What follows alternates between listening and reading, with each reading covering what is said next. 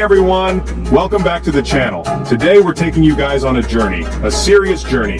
We're talking 7 countries in less than a year. Yeah, you heard that right, 7. It was nuts. We've got beaches, mountains, jungles, cities.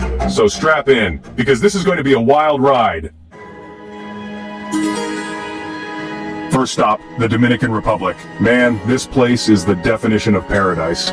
We landed in Santo Domingo, and the energy hit us like a wave. The beaches? Forget about it. White sand, turquoise water, palm trees swaying in the breeze. We explored the Zona Colonial, got lost in the vibrant markets, and even hit up a baseball game. The people here are so warm and welcoming. Speaking of moves, the nightlife in the DR is something else. We danced till dawn in clubs pulsing with merengue and salsa. By the end of our trip, we were exhausted but completely in love with this country.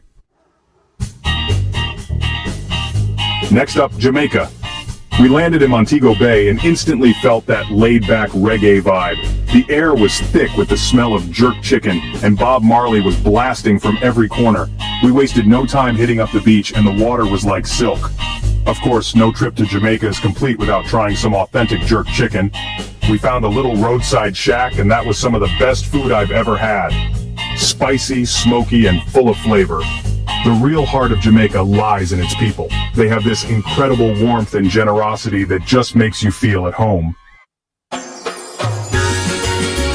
Thailand. This was a trip we've been dreaming of for years, and it did not disappoint. We landed in Bangkok, and the city hit us like a wall of sound and color. The streets were a chaotic symphony of tuk-tuks, street vendors, and temples. We spent days getting lost in the maze of markets, haggling for souvenirs and stuffing our faces with incredible street food. Pad Thai, mango sticky rice, scorpion on a stick. You name it, we tried it. And the temples. Wat Arun, Wat Pho, the Grand Palace. These places were breathtaking. By the end of our trip, we were exhausted but completely hooked on this amazing country. Next stop, Cambodia. This was a trip we were both excited and humbled to experience. We landed in Siem Reap, rented some bikes, and headed straight for Angkor Wat. Now, I've seen pictures, but nothing prepares you for the scale and grandeur of this place. We spent days exploring the ruins, marveling at the intricate carvings and trying to imagine what life must have been like here centuries ago. We visited the killing fields and the S-21 prison, somber reminders of the country's tragic past. Despite the hardships they faced, the Cambodian people have an incredible resilience and spirit. Chapter 5. Vietnam, from cities to jungles. Vietnam was up next, a country that surprised us with its diversity. We started in Hanoi, the bustling capital, where we wandered the streets of the old quarter, sampled delicious street food like pho and banh mi. From there, we cruised the emerald waters of Ha Long Bay, surrounded by towering limestone cliffs and hidden caves. Then we headed south to Ho Chi Minh City, formerly Saigon. We explored historic landmarks like the Cu Chi Tunnels and the War Remnants Museum, powerful reminders of Vietnam's turbulent past. Chapter 6. Philippines Island Hopping Paradise.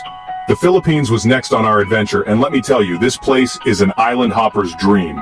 We started in Cebu, where we went swimming with whale sharks, an experience that was both exhilarating and humbling. From there, we hopped over to Bohol Island, home to the Chocolate Hills, a geological wonder.